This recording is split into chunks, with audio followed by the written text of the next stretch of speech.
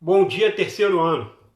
Então, galera, hoje nós vamos falar aí sobre o capítulo 2, que fala da evolução do espaço geográfico, né, até chegar nos dias atuais. Como que o espaço geográfico mundial se transformou dos primórdios até os dias atuais.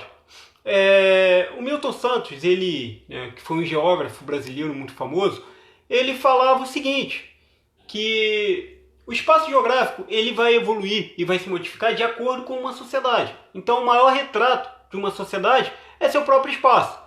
Então, por exemplo, lá na pré-história, os homens eles não tinham uma moradia fixa.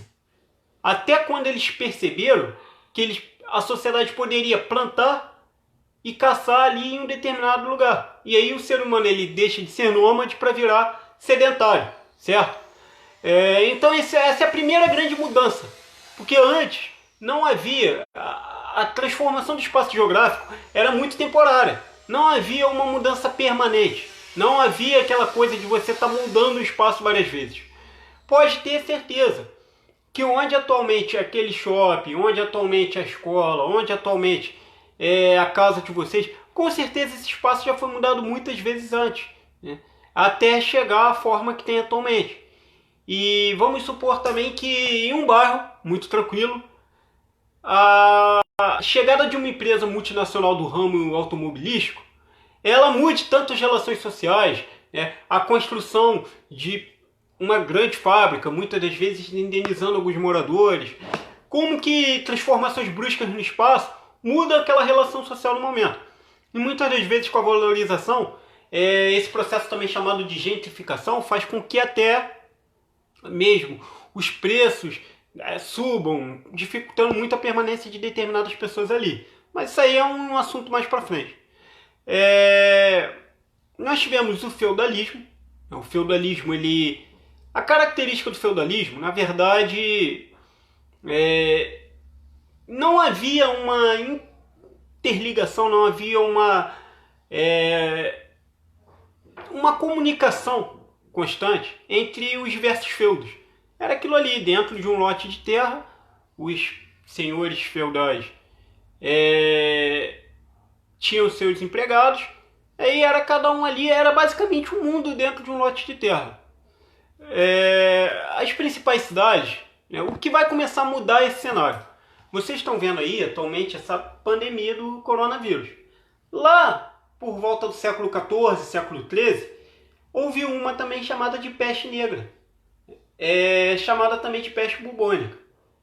Essas epidemias aí, elas tinham muito a ver com as condições sanitárias ruins. E aí o que foi feito? E isso começou a alterar a forma como o ser humano pensava as cidades. E durou assim, coisa de 2 séculos, intervalos de ida e volta. Depois disso, nós vamos ter também a troca do sistema de troca de mercadorias, que antes se baseava em trocas diretas. Tipo, eu quero o livro, tu me dá um caderno. Era basicamente assim, só que ficou desproporcional com o tempo. Algum tempo depois, vão começar a adotar o sistema de moedas, moeda de ouro, moeda de prata. E aí nós vamos ter o surgimento da moeda. Com o surgimento da moeda, muitas potências europeias começaram a sair pelo mundo em busca de novos territórios, de novos horizontes. Queriam, por exemplo, explorar riquezas naturais de outros lugares para poder negociar com as potências europeias. Era o surgimento do capitalismo e a primeira fase da globalização. Se a gente for pegar todo o histórico do processo de globalização, começa tudo aí, quando os países começam a ter relações comerciais entre si. Nessa história toda aí, eles tentando chegar nas Índias, eles chegam na América do Sul, pô, história mal explicada até hoje. Depois, eles começam a explorar esses territórios, entram em declínio. Lá nos Estados Unidos, entra em declínio, começa nas Índias, eles começam a ver com outros olhos a exploração de ouro, prata. Aqui os portugueses, como o Brasil, começam a explorar os recursos naturais que nós tínhamos. E lá nos Estados Unidos, especialmente, onde é os Estados Unidos atualmente, onde é o Canadá, os ingleses vão desenvolver a colônia de povoamento. E assim, a colônia de povoamento, a colonização de povoamento, ela tinha todo o projeto de nação. Não era que nem a colonização de exploração, que os caras não queriam ficar por aqui, mas só tiveram essa preocupação mais à frente. Colonização de exploração, não havia o interesse dos colonizadores em um projeto de nação específico. Lá na Inglaterra e Estados Unidos, os caras foram assim, dispostos a ficar naquele território. É a mesma coisa de você alugar uma casa, de você ficar no hotel e de você comprar uma casa. O tratamento é diferente. E é assim que se deu. E à medida que essas potências iam acumulando riquezas, iam acumulando capitais, o princípio básico do capitalismo é a acumulação de capitais, a acumulação de lucros. Então, baseados nesse princípio, começam a construir as bases da Revolução Industrial, que foi assim, um dos fatos que mais transformou o espaço geográfico mundial política e economicamente. E até culturalmente, porque hoje a gente tem esse padrão de vida graças ao desenvolvimento industrial. Se hoje vocês têm essa aula, é graças ao desenvolvimento industrial. O meu celular, pelo qual eu estou gravando essa aula, não seria possível se não fosse a Revolução Industrial. É claro que em momentos diferentes. A Revolução Industrial começa lá com as máquinas a carvão, máquinas a vapor. Depois isso vai evoluindo até chegar no petróleo e na eletricidade. O petróleo hoje é o grande combustível do mundo. Até chegar na utilização de outras fontes de energia, energia nuclear, até chegar na terceira, para um momento que a gente está indo para a quarta Revolução Industrial, que já seria aí tecnologia de ponta, que é algo que o Brasil na Nova DIT, ele domina a indústria, por exemplo, de carros, de aviões, só que não domina a tecnologia de ponta. E tem países que ainda não dominam nem o básico da indústria, ainda estão na economia primária, assim como o Brasil estava até 1929, quando sobrevivia das exportações de café. Então olha só como a gente pode pegar o exemplo e trazer até para o nosso país. O nosso país foi se transformando muito ao longo das décadas, em virtude da indústria. A indústria, eu considero que é o que mais transforma o espaço geográfico mundial. Foi a Revolução Industrial um dos motivos também para a Primeira Guerra. Porque qual é o necessário para uma indústria? Transformar um determinado produto. A matéria-prima. Não há produto sem matéria-prima transformada. E onde estava a matéria-prima? Os países da América já eram independentes.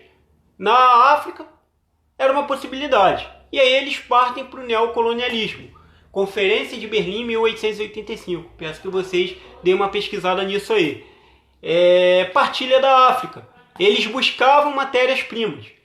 Então, isso também acirrou o clima de rivalidade. Criou a paz armada. Essa paz armada, ela consistia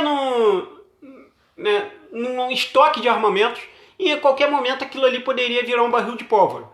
O motivo que foi o estopim para o fim para o início da Primeira Guerra foi a morte do arquiduque Francisco Ferdinando, em 1914, mais precisamente em 28 de junho de 1914. E aí a Alemanha vai ser considerada culpada pela guerra, vai sofrer sanções, vão vir as crises, a grande recessão de 29, começa a Segunda Guerra Mundial, que reordena o espaço geopolítico. Nós vamos entrar na era bipolarizada, em que as duas grandes potências, Estados Unidos e União Soviética, disputavam a hegemonia mundial, ideológica, economicamente, militarmente, e que isso norteou vários conflitos pelo mundo. Isso fez, por exemplo, a Coreia se dividir. Isso fez, por exemplo, países como o Vietnã e Afeganistão serem invadidos. Houve a Revolução Islâmica no Irã. E com a subida do preço do petróleo, naquela época, as duas superpotências que mais tinham moral no pós-guerra e que disputavam ali, eles haviam lutado juntos na Segunda Guerra Mundial, mas porque o inimigo deles era em comum, era o Hitler. Depois que eles venceram o inimigo em comum, eles começaram a expor suas divergências. E é aí que surge a Guerra Fria. Então, havia um conflito de interesses muito grande. Em todos os conflitos pelo mundo, sempre havia a presença indireta de um ou outro país. Por exemplo, os Estados Unidos, eles em determinado momento financiaram guerrilheiros da Al-Qaeda, que foi a mesma organização que cerca de 22 anos depois vai atacar o World Trade Center, as Torres Gêmeas. Olha só como o jogo de interesses muda. Esse ataque foi feito porque, na visão desses radicais, os Estados Unidos eles tinham induzido uma guerra entre Irã e Iraque. Após essa guerra, o Iraque estava destruído, né, o Irã também, e o Saddam Hussein, o líder iraquiano, invade o Kuwait como forma de... E assim, era uma estratégia comum desses países criar inimigos em comum para desviar o foco e o governo não cair. Só que aí os Estados Unidos, temendo o aumento do preço do petróleo, entra na história. E aí os países árabes começam a questionar a influência, a intromissão americana no Oriente Médio e começam aí a se articular por algo que mostrasse a vulnerabilidade. O 11 de setembro ele não foi planejado no dia 10, não foi planejado no dia 9, no dia 5. Ele foi planejado anos antes. Era apenas questão de ter um momento mais propício aos terroristas para colocar o plano em prática. E aí isso vai mudar novamente todo o espaço político mundial. Porque o grande objetivo até os dias atuais, claro que no contexto atual o grande objetivo é parar a pandemia, né? Mas fora isso, politicamente falando, é conter o avanço terrorista. Vocês devem se lembrar aí do Estado Islâmico, né, que aterrorizou muitos países. A Síria está completamente destruída por essa organização. E o objetivo deles, ao contrário da Al-Qaeda, era alcançar mais territórios. Então, segundo alguns analistas, essa organização já foi aniquilada, o que eu não acredito. Porque por se tratar de um sistema terrorista em rede, com muitos lobos solitários, por exemplo, lobo solitário é quando uma pessoa, isoladamente, um país pode, mas que simpatize com ideias daquele grupo, podem formular ataques e reivindicar autoria para aquele grupo. Então, por ser um sistema em rede muito bem estruturado, é complicado afirmar com 100% de certeza que a organização terrorista já teve um fim. Então, olha só como a gente pode pegar fazer um link em diversos momentos da história com a organização do espaço geográfico mundial. E aí a gente pega um exemplo mais clássico, uma cidade. Uma cidade, ela vai mudar. Claro que tem cidades históricas que vão preservar uma imagem, mas uma cidade como o Rio de Janeiro, ela em diversas épocas, ela mudou suas características de acordo com interesses, de acordo com necessidades. Teve aí a Copa e as Olimpíadas. Houveram muitas obras na cidade por conta daquele momento.